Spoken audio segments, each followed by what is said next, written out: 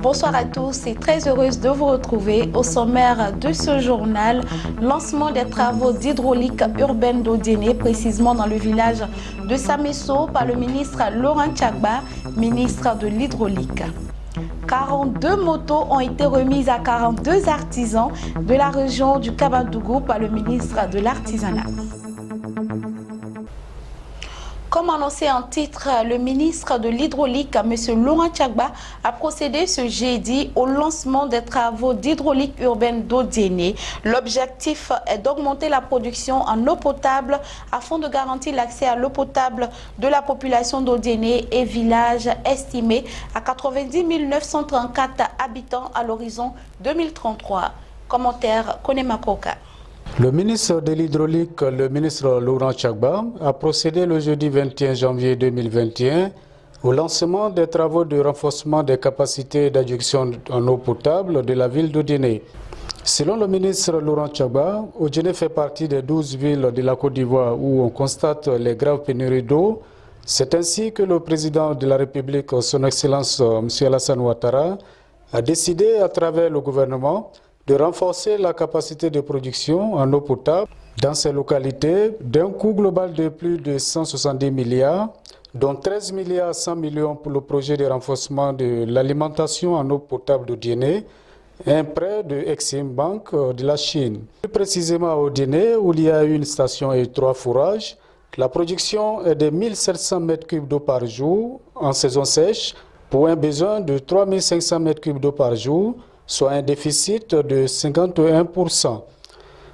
Au vu de cette situation qui expose la population aux maladies diverses par la consommation d'eau de marigots, le président de la République, soucieux du bien-être des populations ivoiriennes, a ordonné l'exécution de ce projet qui durera 24 mois et permettra à terme de régler les problèmes d'eau à Odiéné et les localités environnantes. Grâce à ce projet, une production complémentaire d'eau potable de 8000 m3 par jour viendra s'ajouter à la production déjà existante, ce qui permettra de garantir l'accès à l'eau potable de la population d'Odiéné.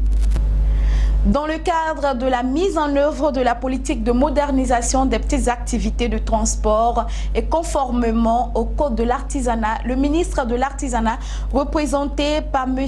Issa Keita, directeur central chargé du financement et ses partenaires de l'UNACOPEXI et Gomal Group SARL ont lancé l'opération nationale de financement de mototaxi tricycle bagage. L'opération est dénommée « Un artisan, un permis de conduire, une moto ». Le lundi 18 janvier, une cérémonie qui consacre la phase pilote de lancement de ce programme national a eu lieu dans la salle de réunion du conseil régional du Kabadougou sous la présidence du préfet de région, M. Goun Germain, qui était représenté par le SG1 de préfecture, M. Aoutou Vincent. On notait à cette rencontre la présence du 3e adjoint au maire et le représentant du président du conseil régional du Kabadougou. Alors, tout à l'heure, nous avons présenté les options, les caractéristiques et les bénéfices de ces financements. Il faut noter toutefois, et nous insistons là-dessus, ces motos sont livrées avec un kit d'accompagnement comprenant. Donc, quand je dis ces motos sont livrées avec un kit d'accompagnement, il s'agit ici d'un projet intégré. Des kits d'accompagnement comprenant une patente, une carte grise, une plaque d'immatriculation, une vignette, un gage, un GPS, 2 casques, permis de conduire, 2 blouses, les blouses de travail, chaussures de sécurité, formation suivie, encadrement. En prime, avec un fonds de roulement qui varie de 10 000 à 25 000 francs. C'est au total 42 motos qui ont été remises à 42 artisans de la région du Kabadougou, notamment aux artisans d'Odiéné, de Seydou et de Gbélébon. Il s'agit d'un financement remboursable sur 24 mois à des conditions très avantageuses et souples selon M. Issa Keita. La cérémonie d'aujourd'hui à Odiéné consacre la poursuite de ce vaste programme national qui est parti de Korogo.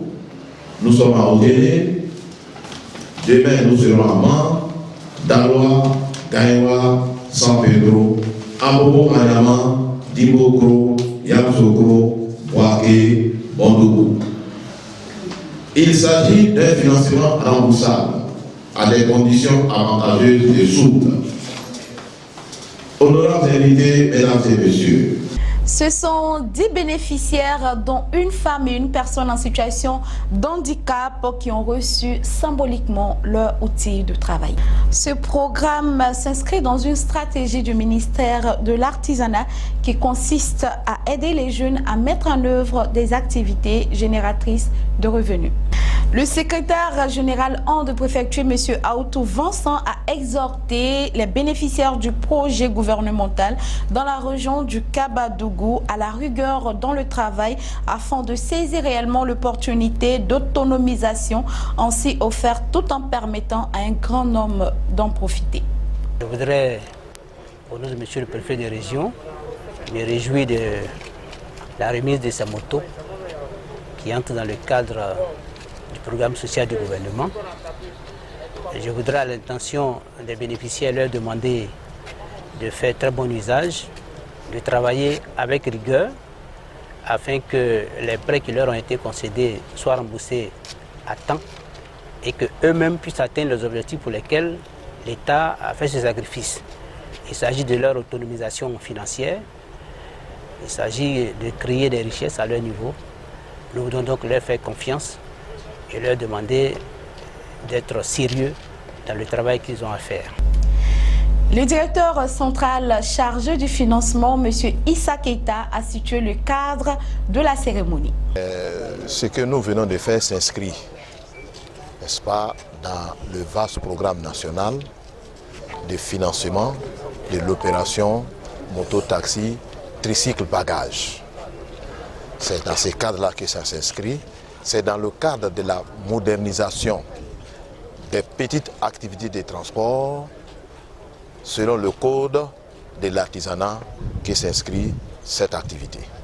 Au total, nous allons remettre 42 motos à Odéné, Séidougou et Béléban.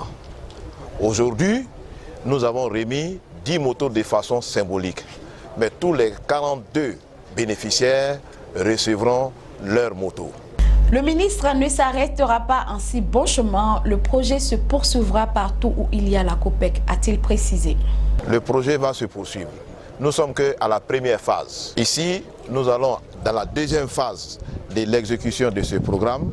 Au lieu d'être à Odéné, nous allons être à Milignan, nous allons être à Séguélon, nous allons être à Goulia, nous allons être à Madinani, partout où la COPEC est. Et s'il y a des bénéficiaires, on va effectivement les servir. Et c'est sur tout le territoire national que nous allons faire ça.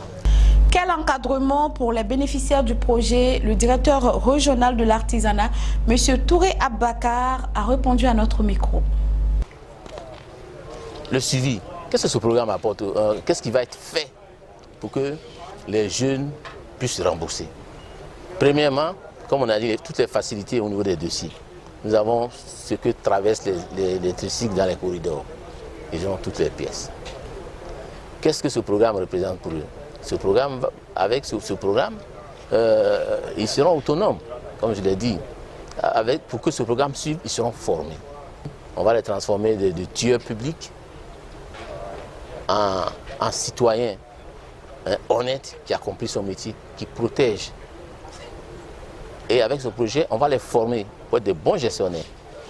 Parce que si vous avez un tricycle, vous devez savoir que ce n'est pas pour aller chauffer chaque samedi, mais il y a un processus. C'est pour rembourser. Et le mécanisme est défini en fonction du poids du véhicule. Si c'est 1 tonne, c'est 2600, et ainsi de suite. C'est-à-dire que c'est payé en fonction du poids.